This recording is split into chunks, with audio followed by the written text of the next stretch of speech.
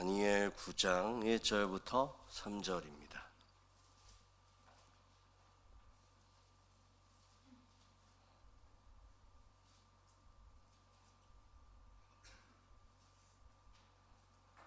다니엘 9장 1절부터 3절 한 절씩 교독하고 마지막 절을 함께 읽겠습니다. 메대 족속 아하수에로의 아들 다리오가 갈대아 나라 왕으로 세움을 받던 첫 해에 원년에 나 다니엘이 책을 통해 말씀으로 선지자 예레미야에게 알려주신 그 연수를 깨달았나니 곧 예루살렘의 황폐함이 70년 만이 그치니라 하시는 것이다. 3절 함께 읽겠습니다. 시작. 내가 금식하며 배도수를 입고 죄를 덮어쓰고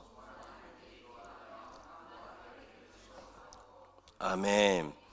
예, 두 가지만 강구하겠습니다. 오늘부터는 저랑 같이 기도하시고요.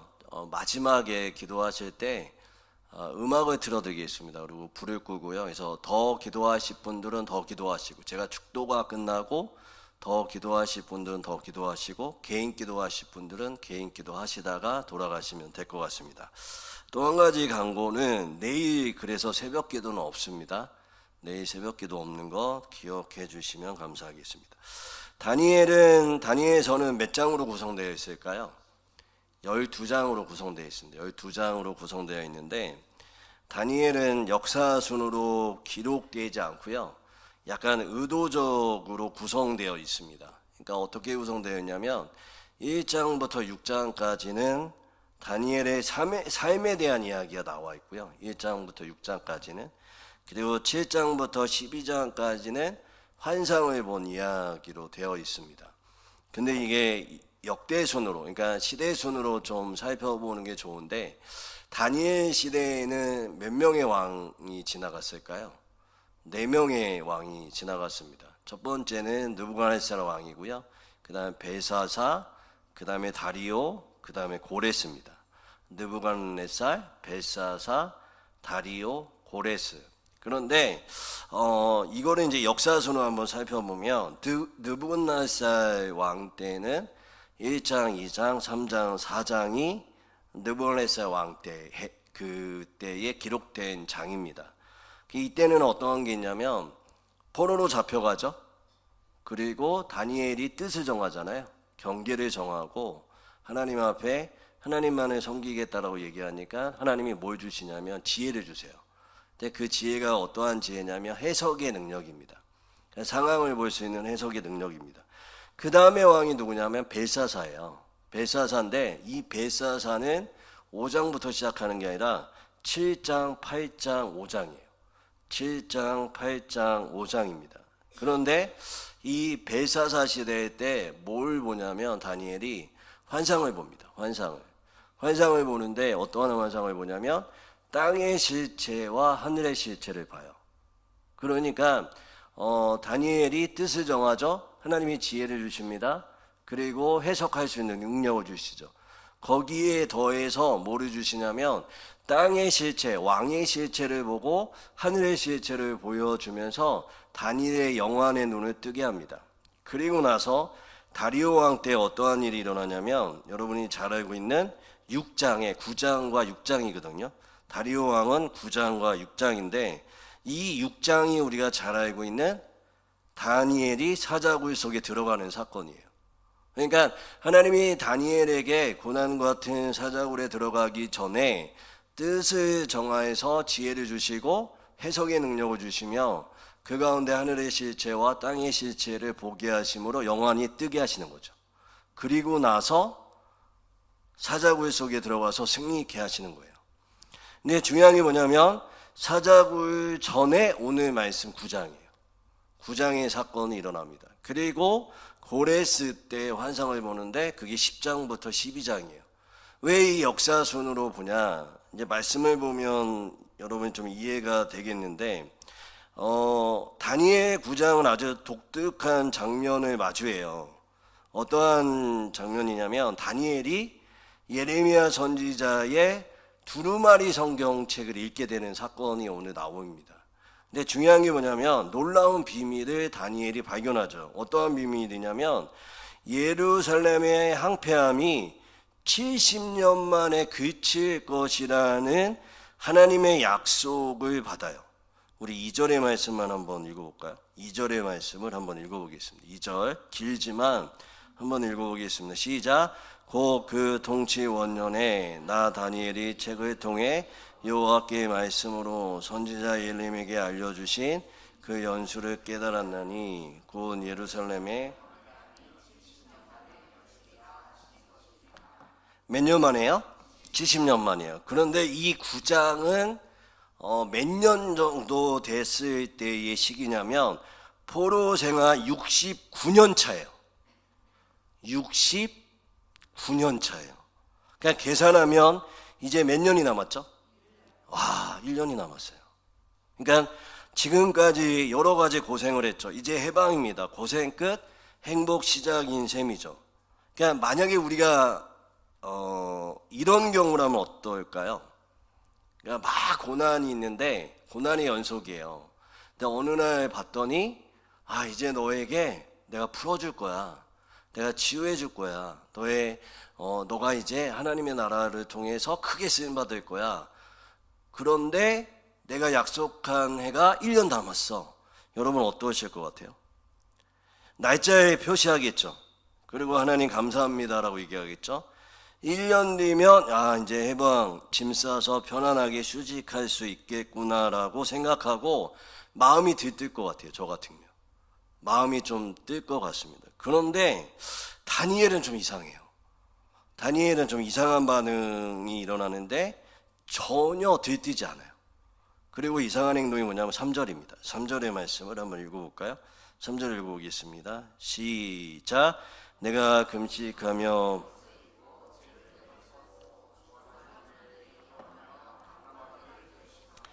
하나님의 계획을 알았는데 오히려 더 철저하게 금식하고 매달립니다. 여기서 신앙이 아주 중요한 질문을 던지게 되죠. 어떠한 질문이냐면 하나님이 약속하셨던 하나님이 이루실 것이 확실하다면 왜 우리가 굳이 힘들게 기도해야 되는가라는 질문입니다. 그러니까 다니엘은 좀 이제 편하게 있을 수 있잖아요. 지금까지 거의 69년 동안 기도했잖아요. 이제 고만 기도해도 되잖아요. 그런데 어떻게 하죠? 굳이 금식하고 배옷을 입고 죄를 더 뒤집어 쓰고 하나님께 더 간구하는 모습이 있습니다. 그래서 궁금하죠. 왜 굳이 이때까지 기도해야 하는가? 그러니까 오늘 말씀을 통해 하나님의 주권과 우리의 기도가 어떻게 맞물려 있는지 그 영적 비밀을 이 다니엘서를 통해서 함께 찾아봤으면 좋겠습니다. 첫 번째는 뭐냐면 하나님 관점이에요. 하나님의 관점과 그다음 우리 관점 두 가지의 관점에서 작동 원리를 살펴보면 하나님은 약속을 반드시 이루세요. 그렇죠. 그런데 그 성취의 길에 하나님의 수단을 하나 포함시켜요.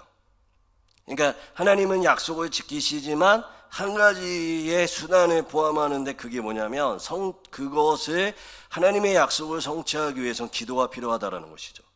그러니까 많은 성도들이 오해하는 것 중에 하나가 뭐냐면 하나님의 섭리와 운명론을 좀 혼동합니다.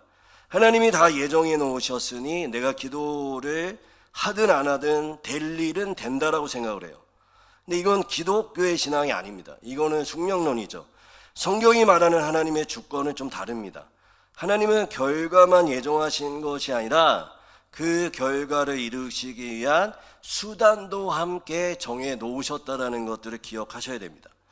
그리고 하나님이 정하신 가장 강력한 수단이 바로 성도의 기도입니다. 그러니까 이 원리를 가장 명확하게 보여주는 말씀이 에스겔 36장의 말씀인데 하나님이 36장에서 뭐라고 말씀하시냐면 이스라엘의 회복을 약속하세요. 뭐라고 약속하시면 항폐한 성읍을 사람으로 채워주겠다. 그러니까 사람이 없는 곳을 사람으로 채워주겠다. 그리고 뭐라고 말씀하시냐면 에덴 동산같이 만들어주겠다라고 선포하세요. 그런데 일방적으로 확실한 약속을 우리에게 주시죠. 그런데 단서를 붙이세요. 오늘 말씀처럼 단서를 어떻게 붙이시냐면 36장 37절인데요. 이거는 나중에 집에 가서 꼭 읽어보세요. 제가 읽어드릴게요. 주 여호와께서 이와 같이 말씀하셨느니라. 그래도 이스라엘 족속이 이와 같이 자기들에게 이루어 주시기를 내게 구하여 할지라. 그러니까 하나님이 약속을 주시고 그 다음에 그걸 성취하신다라고 말씀하시지만 그래도 뭐라고 하냐면 구하여야 할지라 라고 말씀하시는 거죠.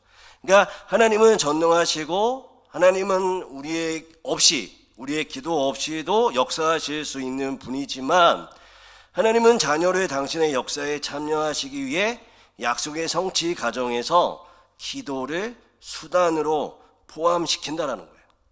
하나님은 하늘에 있는 약속의 비가 이 땅에 내리기 위해서는 땅에 있는 성도들이 기도의 수증기를 올려 보내기를 원하신다라는 거죠. 다니엘은 이 영적 원리를 깨달았어요. 70년이라는 숫자가 찼다고 저절로 문이 열리는 것이 아님을 깨달았어요. 하나님이 약속하신 거대한 기차는 우리가 깐 내일 위에 달립니다. 다시요. 하나님의 약속이라는 거대한 기차는 우리가 깔아놓은 기도의 내일 위에서 달립니다. 여러분, 만약에 우리가 내일을 깔지 않으면 하나님의 기차가 가지 못할까요? 아니요. 가요. 이거 잘 기억하셔야 돼요. 하나님의 기차는 가요. 무조건 가요. 우리가 내일을 깔든 안 깔든 가세요. 어떤 방법이든. 그런데 우리가 내일을 깔기를 원하세요. 이걸 잘 기억하셔야 돼요. 하나님은 이렇게 일하시기를 원하세요. 그래서 그는 약속을 확인한 그 순간 안도하는 것이 아니었어요. 다니엘은 기도의 내일을 깔기 위해 목숨을 걸고 금식 자리로 나아가기를 원했던 거죠. 그러면 우리의 관점에서 이 기도를 한번 풀어보겠습니다. 이 기도는 뭐냐면 약속을 내 것으로 만드는 등기 이전과 같아요. 등기 이전이 뭔지 아시죠? 그러니까 누군가 여러분에게 100억짜리 집을 주겠다고 약속을 했다고 가정해 보세요. 그냥 생각만 해도 좋으시죠? 저 같으면 100억 준다면 등기 이전한 다음에 바로 팔아가지고 그냥 몇 억짜리하고 나머지를 가지고 적금 부겠습니다. 예금하겠습니다. 근데 집 문서도 보여주었어요. 너무나 기쁘죠. 하지만 그 집이 법적으로 온전히 내 것이 되려면 무엇을 해야 될까요? 그렇죠. 관공서에 가서 등기 이전의 절차를 밟아야 하고 도장을 찍어야 합니다. 그 수고를 하지 않으면 약속은 있어도 내 집은 아니죠. 이해가 되시죠? 기도가 바로 이와 같아요. 하나님은 성경에 수만 가지 약속을 우리에게 주셨어요. 두려워하지 말라, 내가 너와 함께합니다. 내게 부르짖으라, 내가 응답하겠다. 주 예수 믿으라, 그러면 너와 내 집이 구원을 얻으리라. 네가 순종하면 복을 받으리라. 이런 약속들이 수만 가지입니다. 수만 가지. 혹자는 3만 가지가 넘는다라고 얘기하는데 저는 3만 가지가 더 넘는 것 같아요. 이 수많은 약속이 성경책 속에 글자로만 머물러 있지 않기 위해서는 뭘 해야 될까요? 기도하는 거예요. 기도하면 그 약속이 내 삶에 뭐가 될까요? 간증이 되고 내 가정의 현실이 되는 놀라운 역사를 경험하게 되는 거죠. 그냥 기도는 하늘의 창고에 쌓여있는 보화를 이 땅에 가져오는 청구서와 같다라는 것들을 기억하셔야 돼요. 하나님은 지금도 약속의 어음을 들고 기도의 창구로 오는 성도들을 기다리고 계신다라는 것들을 기억하셔야 됩니다. 아멘. 하나님의 관점이나 나의 관점에서 기도하지 않으면 약속이 그러면 파기되는 걸까요? 내가 기도하지 않으면 하나님의 약속이 파기되는 걸까요? 아니에요. 이걸 잘 기억하셔야 돼요. 결론부터 말씀드리면 하나님의 약속 자체는 폐기되지 않아요. 이걸 꼭 기억하셔야 돼요. 하나님의 약속은 하나님의 방법대로 성취하시고 이루세요. 근데 누구를 통해서 일하기를 원하실까요? 나를 통해서 일하기를 원하시고 사람을 통해서 일하시기를 원해요. 그러면 예를 들면 내가 기도하지 않으면 어떻게 될까요? 내가 기도하지 않으면 어떻게 될까요? 한번 말씀을 통해서 한번 볼게요. 첫 번째, 하나님은 신실해서 결코 변경되진 않아요. 민수기 23장 19절에도 하나님은 사람이 아니시니 거짓말을 하지 않으시고 어찌 그 말씀하신 바를 행하지 않으시며 하신 말씀을 실행하지 않으실까라고 말하죠. 다니엘이 기도하지 않았다고 해서 하나님께서 에이, 다니엘이 기도하지 않았네? 기분 나쁘다. 나 회복시키지 않을 거야 라고 말씀하시지 않는다라는 거예요. 꼭 기억하세요. 하나님은 구원의 계획은 인간의 어떠함과 상관없이 반드시 이루세요. 하나님의 약속은 변함없으시고 변수가 없어요. 그런데 중요합니다. 우리가 기도하지 않으면 어떻게 될까요? 시기가 달라져요. 시기가 달라지고 또 한 가지 뭐냐면 대상이 달라져요. 이게 중요합니다. 하나님의 약속은 끝까지 가요. 하나님의 약속은 성취돼요. 하나님의 주권적 섭리로 이루세요. 그런데 누가 그 약속의 영광을 누릴지, 언제 그 일이 일어날지는 기도와 순종에 달려있어요. 야, 이게 놀라운 거예요. 기도하지 않으면 달리 말하면 뭐냐면 주인공이 바뀌어요. 이게 원래 내 거였는데 이게 내게 안 되게 돼버리는 거죠. 신앙생활에서 가장 두려운 말씀이 이거예요. 하나님의 약속을 이루시되 기도하지 않고 잠자는 사람을 제쳐놓고 깨어있는 다른 사람을 들어쓰신다라는 게, 이게 무서운 거죠. 촛대가 옮겨지는 겁니다. 그래서 에스더 4장 14절에 모르드게가 에스더에게 했던 경고가 중요합니다. 내가 만일 이때를 잠잠하여 말이 없으면 유다인은 다른 데로 말미암아 노인과 구원을 얻으려니와 너와 내 집은 멸망하리라 라고 말하죠. 만약에 다니엘이 기도하지 않았다면 어떻게 됐을까요? 깨달음 앞에서 기도하지 않았다면 하나님은 약속대로 70년 뒤에 포로기한을 이루셨을 거예요. 그런데 다니엘을 안 쓰셨을 거예요. 그리고 제2의 다니엘을 세우셨을 거예요. 하나님은 다니엘 본인은 그 영광스러운 회복의 역사에서 탈락되는 거죠. 약속은 성취되지만 기도하지 않는 자는 역사의 구경꾼이 되거나 오히려 수치스러운 심판의 대상이 될 뿐이라고 하나님은 수많은 말씀 속에서 경고하고 계십니다. 또 한 가지 뭐냐면 기도하지 않으면 약속은 취소되지 않는다니까요. 하나님의 약속은 신실하시고 하나님의 약속은 끝까지 가요. 그런데 문제는 뭐냐면 약속의 체험과 참여가 지체가 돼요. 지체가 돼요. 그리고 그 약속이 나한테는 상실될 수 있다는 것을 민수기 14장 22절에서 35절, 시브리서 3장 16절에서 19절에서 말하는 거죠.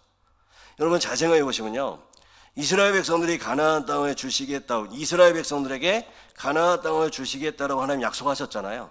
근데 이 약속은 변함없죠. 근데 잘 생각해 보시면 1세대는 이거 경험 못했어요. 그들은 기도하지 않았고 순종하지 않았잖아요. 그래서 하나님의 약속은 결국 이스라엘 백성들을 가나안 땅에 들어가게 했지만 그 주인공이 1세대가 아니라니까요. 몇 세대였을까요? 2세대예요. 그러니까 주인공이 바뀌고 시기가 바뀌어요. 원래는 사실 여러분 저랑 같이 성경 공부해 보셔서 알겠지만 하나님이 사실상 출애굽해서 그 가나안 땅에 들어가기까지의 시간을 2년으로 잡으셨어요. 길게 2년으로 잡으셨는데 이스라엘 백성들의 머리가 있으니까 이게 2주 만에 돌파할 수 있는 기간이라는 걸 알았어요. 그래서 불순종하고 기도하지 않으니까 어떻게 될까요? 40년이나 걸렸죠. 그리고 결국 40년이 걸린 게 아니에요. 주인공이 바뀌었다니까요. 그리고 시기가 아예 바뀌어버렸다니까요. 그러나 약속은 변함없죠. 이게 두려운 거예요.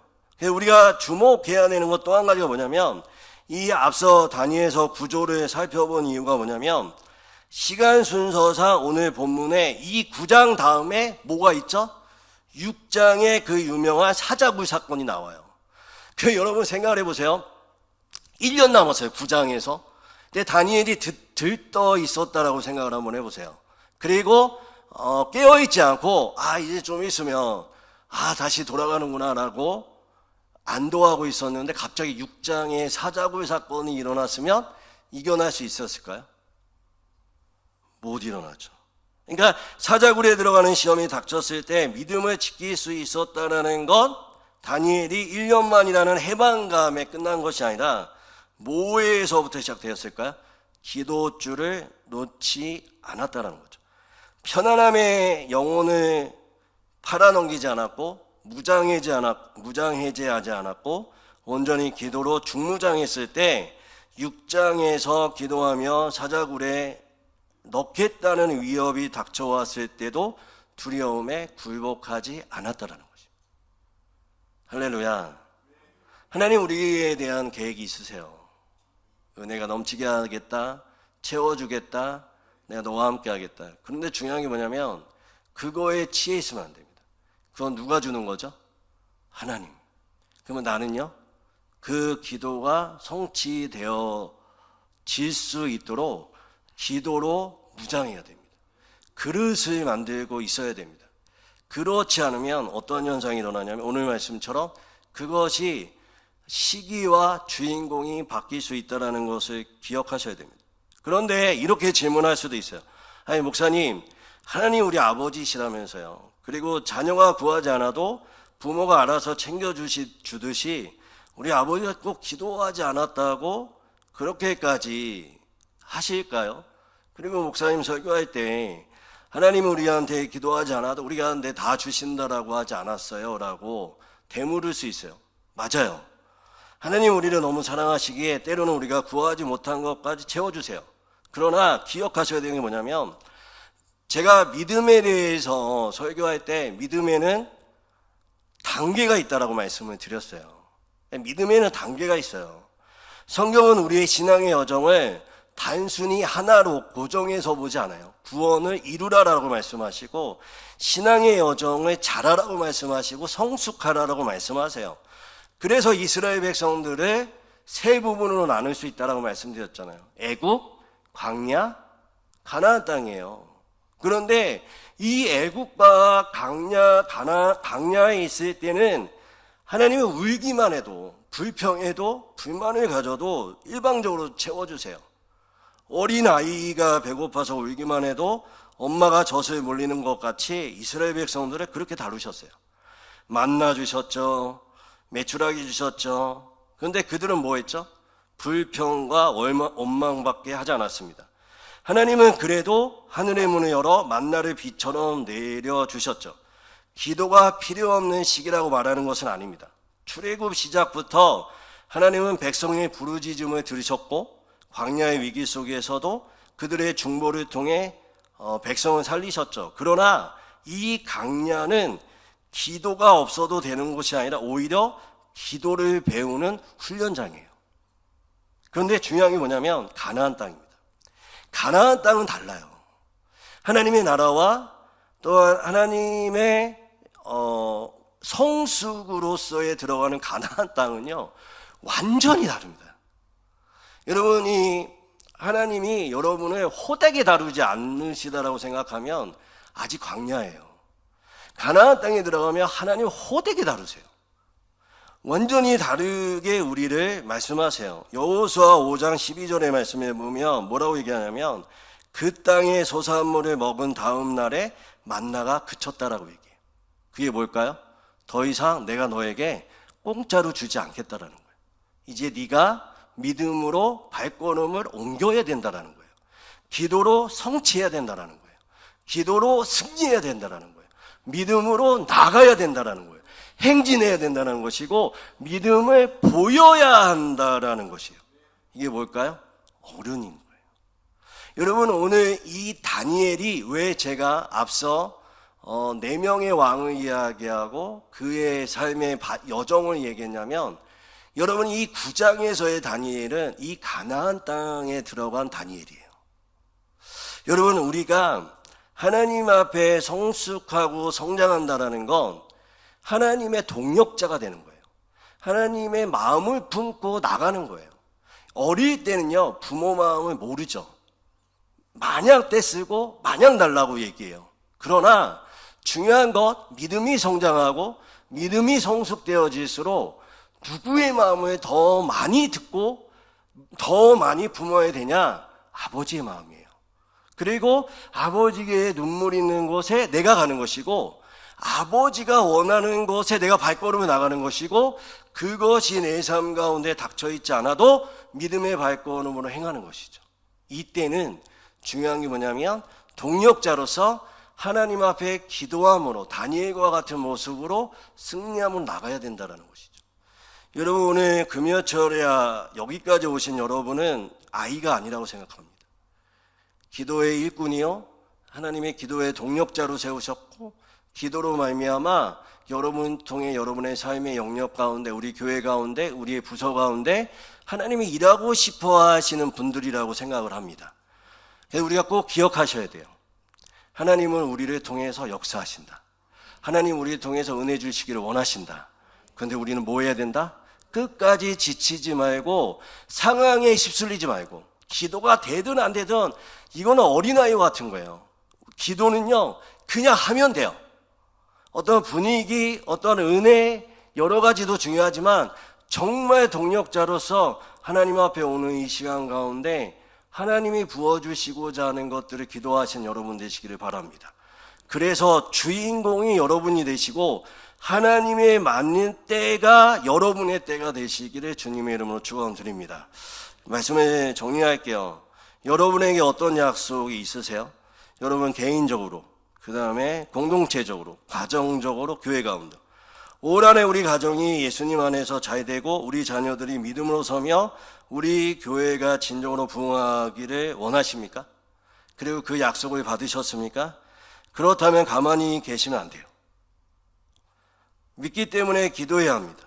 약속이 확실하기 때문에 더 간절히 구해야 합니다. 하나님이 주시겠지라는 막연한 태도를 버리고 하나님이 주신다고 약속하셨으니 지금 내게 이루어 주시옵소서라고 외치며, 제가 여러분에게 말씀드리고 싶은 거룩한 야성으로 기도하시는 여러분 되시기를 주님의 이름으로 축원드립니다. 다니엘처럼 약속의 말씀을 붙들고 기도의 무릎을 꿇을 때 하나님의 약속은 더 이상 활자가 아니에요. 문자가 아닙니다. 여러분의 삶을 뒤흔드는 살아있는 능력이 될 것입니다. 오늘 이 밤 그 약속을 현실로 만드는 기도의 주인공들이 되시기를 주님의 이름으로 축원드립니다.